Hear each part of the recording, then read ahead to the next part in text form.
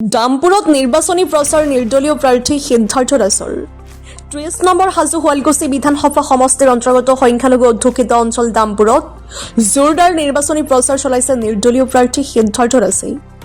ডামপুৰত ঘৰে ঘৰে গৈ ভোটাৰসকলৰ সৈতে মত বিনিময় কৰি সিদ্ধাৰ্থ দাসে অঞ্চলটোৰ ৰাস্তা ঘাটৰ তথৈবচ অৱস্থাক লৈ তীব্ৰ অসন্তোষ প্ৰকাশ কৰে। তেওঁ কয় যে বছৰ বছৰ ধৰি উন্নয়নৰ নামত কেৱল প্ৰতিশ্ৰুতি দিয়া হৈছে, কিন্তু বাস্তৱত কোনো উন্নয়ন হোৱা নাই।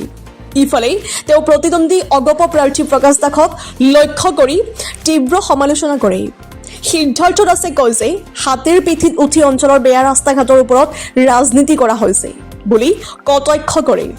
যেনেদৰে অগপ নেতা ফণীভূষণ চৌধুৰী জয়ী হোৱাৰ পিছত এতিয়ালৈকে হাজো শুৱালকুছি অঞ্চলৰ ৰাইজে বিচাৰি পোৱা নাই, ঠিক তেনেকৈ প্ৰকাশ দাসকো ৰাইজে বিচাৰি নাপাব।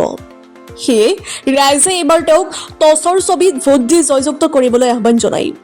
হাজো শুৱালকুছিৰ পৰা আদিল আহমেদৰ ৰিপৰ্ট, ডিজিটেল আছাম লাইভ। নিৰ্বাচনী প্ৰচাৰ অতি সুন্দৰ। ইমান প্ৰতিকূল বতৰৰ মাজতো আপোনালোকে দেখিছে ৰাস্তাই ৰাস্তাই মানুহ বিভিন্ন ধৰণৰ মৰম আশীৰ্বাদ লৈ আহিছোঁ। ইমান ধুনীয়া মৰম পাইছোঁ, নিজকে বহুত ধন্য মানিছোঁ। সমষ্টিবাসীৰ ইমান মৰম, বতৰ চোৱা নাই, ইমান ধাৰাসাৰ বৰষুণ বুলি ক'ব পাৰি। সেনেকুৱা বতৰতো মানুহে মৰম দিবৰ কাৰণে ওলাই আহিছে। সেইটো কাৰণে বহুত ভাল, নিৰ্বাচনী প্ৰচাৰ বহুত ভাল চলি আছে। মই যি অঞ্চলত বৰ্তমান থিয় দি আছোঁ, ইয়াতে এটা ৰাস্তা, এইটো যি মূল পথ, আপোনাৰ হালগাঁও বামুণীৰ পৰা এইফালেৰে আপোনাৰ বংশৰ হৈ গুৱাহাটীলৈ যোৱা এইটো মূল পথ।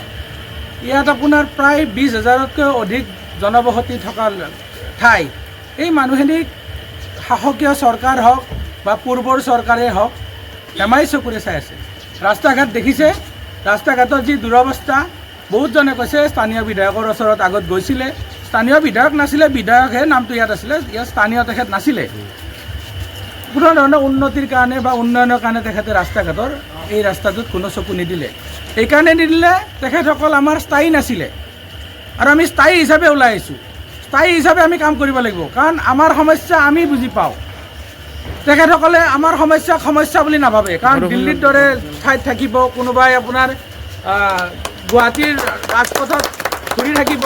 তেখেতসকলৰ কাৰণে এইবিলাক সমস্যা নহয়, কাৰণ গুৱাহাটীত বানপানী হ'লে তেখেতসকলে আতালত উঠি থাকে। কাৰণ ইয়াতে যদি কিবা হয়, আপোনালোকে যি চলি আছে তেখেতসকলেহে গম পাব, আমিহে গম পাম, যিহেতু আমি ইয়াত স্থানীয় লোক। সেইকাৰণে ওলাই আহিছোঁ স্থানীয় যুৱক হিচাপে, কৰি দেখুৱাম আমি আমাৰ সমষ্টি, আমাৰ এইটো উজ্জ্বল কৰি দেখুৱাম। এতিয়া আপুনি দেখিছে কেইদিনমান আগত হাতীত উঠি এজন গ'ল দিল্লীলৈ। সেই দিল্লীলৈ যিজন গ'ল আজিলৈকে অহা নাই। সেই হাতীত উঠি আহিছে, ৰাস্তাবিলাক বোকা কৰি থৈ গৈছে, ৰাস্তাবিলাক গাঁত বনাই থৈ গৈছে। তাৰপিছত আপোনালোকে ইয়াত দেখা নাই। তে সেনেকুৱাবিলাকক আপুনি জয় কৰি পেলাই যেতিয়া ওপৰত পঠাব, কোনোদিন ঘূৰি নাহে, ইয়াতে চাব নাহে। এজন আপোনাৰ ফণীভূষণ বঙাইগাঁৱৰ পৰা আহি ইয়াতে ইলেকশ্যন খেলিছিলে লোকসভাত, তেখেতক আজিলৈকে কোনো দেখিয়ে পোৱা নাই। তেখেতে ক'ত আছে, কি কৰি আছে, নিৰ্বাচনী প্ৰচাৰতো দেখা নাই, ক'তো দেখা নাই। এতিয়া গুগলত চাৰ্চ কৰি চাব লাগিব ফণীভূষণ চৌধুৰী ক'ত আছে। আকৌ সেনেকুৱা এটা দলৰ পৰাই আপোনাৰ নেতৃত্ব আগবঢ়াই আৰু কিছুমান নেতা আগবাঢ়ি আহিছে। তেখেতসকলক ৰাইজে প্ৰত্যুত্তৰ দিব। তেখেতসকলক ৰাইজে যি তেখেতসকলৰ মিথ্যাচাৰ, তেখেতসকলৰ এই বস্তুবিলাক আমাৰ সমষ্টিবাসীয়ে গম পাইছে। সেইকাৰণে স্থানীয় যুৱক হিচাপে মোক আগবঢ়াই দিছে। সকলোৰে মৰম পাইছোঁ, নিশ্চয় জয়ী হৈ আগবাঢ়ি। সেইটোৱে কৈছোঁ, আপোনাৰ আগতে সেই একে দলৰে আপোনাৰ এজনে হাতীত উঠি গাঁত কৰি থৈ গৈছে।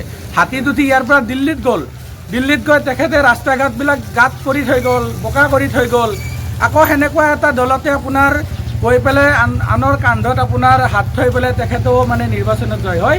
দিল্লীত নগ'লেও আপোনাৰ গুৱাহাটীত মানে থকাৰ এটা ব্যৱস্থা কৰিম বুলি তেখেতে ভাবিছে। কিন্তু এইবিলাক সপোন তেখেতৰ পূৰণ নহয়। এইবিলাক যেতিয়া ভণ্ড নেতা যেতিয়া আপোনাৰ কিছুমান দল সংগঠনত গৈ পেলাই আপোনাৰ কাম কৰিবলৈ লয়, তেখেতসকলক প্ৰত্যুত্তৰ দিব। ৰাইজে দেখিছে, ৰাইজে সেই বস্তুটো সকলোৱে আপোনাৰ বিবেকহীন নহয়। আমাৰ সমষ্টিবাসী ৰাইজ ইমান মানে মূৰ্খ নহয়, তেখেতসকলক ইয়াৰ প্ৰত্যুত্তৰ দি দিব। প্ৰতীক চিহ্ন টৰ্চ লাইট, যিহেতু আপোনাৰ নিৰ্বাচনৰ নিয়ম কানুনৰ মাজত আমি আগবাঢ়িছোঁ। তেখেতসকলে আমাক যি চিহ্ন চিলেক্ট কৰিব কৈছিলে, তাৰ মাজতে মোক টৰ্চ লাইটটো তেখেতসকলৰ ফালৰ পৰা দিয়া হৈছে।